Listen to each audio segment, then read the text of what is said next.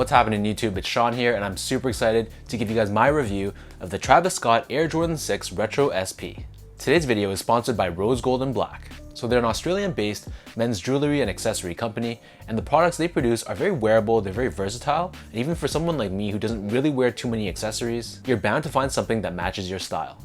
So through that link down below, my viewers only will be able to get exclusive pricing and savings throughout their website, so be sure to check them out, give them a follow, and be sure to tell them I sent you. These guys dropped today, October 11th, for a retail price of $250 US or 330 Canadian dollars. So the official colorway for this shoe is medium olive, black, infrared, and sail. So it goes without saying, this shoe was very highly anticipated, and of course it was a pretty limited drop as well. So here in Canada, they were only available, I believe, on Nike.ca. They were also available at the Toronto Jordan store, along with two of our boutiques, Capsule and Livestock. So luck would have it, I managed to win a raffle at the 306 Young Jordan store, so finally I was able to pick up a high heat release without having to pay resale. So before we go on any further, here's a quick look at the box. The top is done in this olive color instead of the traditional black, and then on the top we still have this Jumpman logo, but on the sides of the box we have both Jumpman Air and Cactus Jack Travis Scott branding, and this is found on either side. Jumping back to the shoes, this takes your classic Air Jordan 6 silhouette, but I'm sure you guys can tell right off the bat, it's a very militaristic look to it. So the entire upper is constructed using a very premium olive colored suede.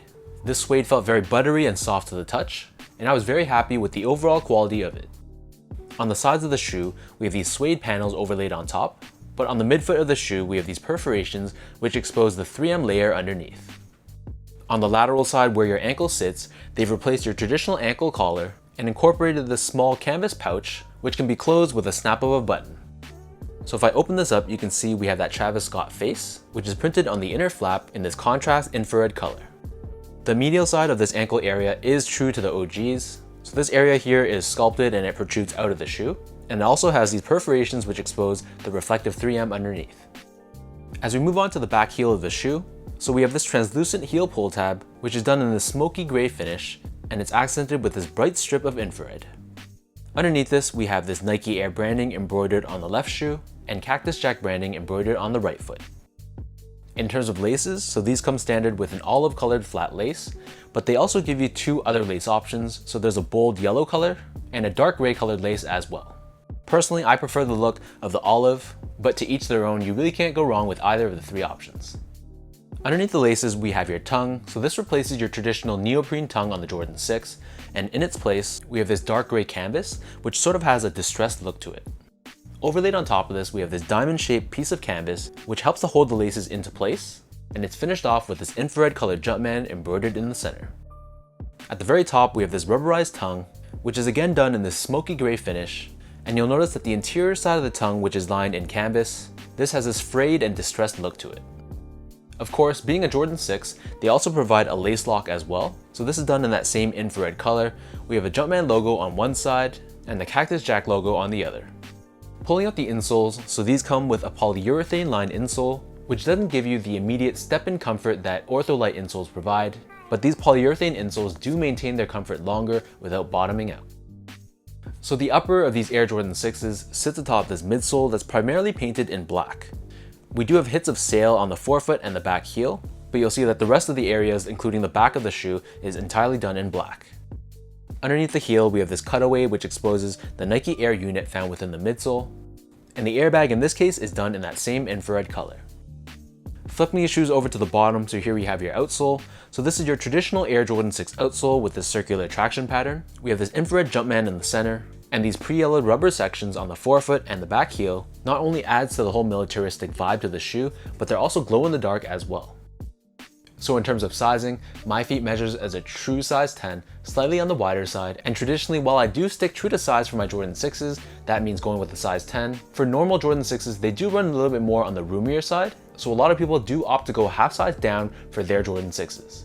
In the case for these Travis Scotts though, I feel like these guys do run true to size, probably because of the different materials used on this shoe. They aren't nearly as roomy as your traditional Jordan 6s, so I feel like there's no need to go half size down for this pair.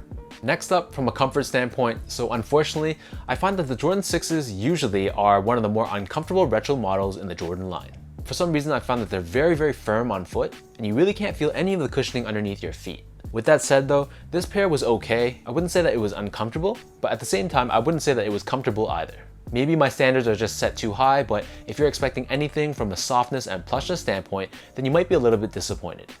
Last but not least, quality-wise, so this pair was exceptional. The materials used was A+, and while there were some loose threads on my pair, just cutting them away fixed that problem, and I had no serious issues from a craftsmanship standpoint.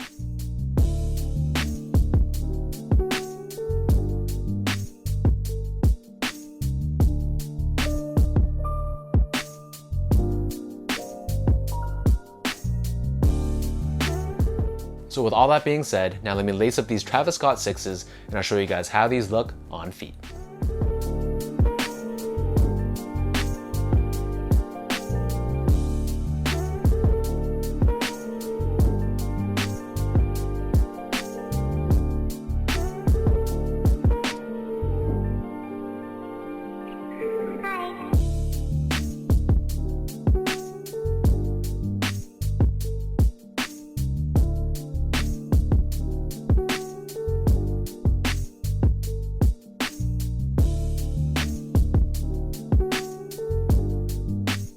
For many people, these Travis Scott 6s will be a contender for their shoe of the year.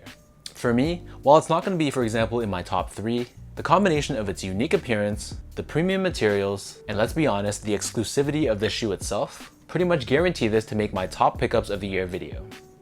While I personally don't love the look of this pouch on the side, what I do really like is the color scheme of the shoe. It kind of gives off the vibe of the undefeated 4s, and since we're in the middle of fall, what better season to rock olive colored shoes? So let me know in the comment section down below, did you guys manage to grab a pair of these Travis Scott 6s, or did you go home with an L? If you guys like this video, be sure to like, comment, and subscribe. Give me a follow on Instagram at sgo8, check out my Twitter at sean.go, and visit my website at seango.ca. Before I end this video, one final shout out goes out to the sponsor for today's video, Rose Gold & Black. So once again, check out that link down below to get exclusive pricing and savings. So until next time, thank you guys so much for tuning in. Hopefully you guys enjoyed this look at the Travis Scott 6s, and until next time, I'll catch you guys in the next one.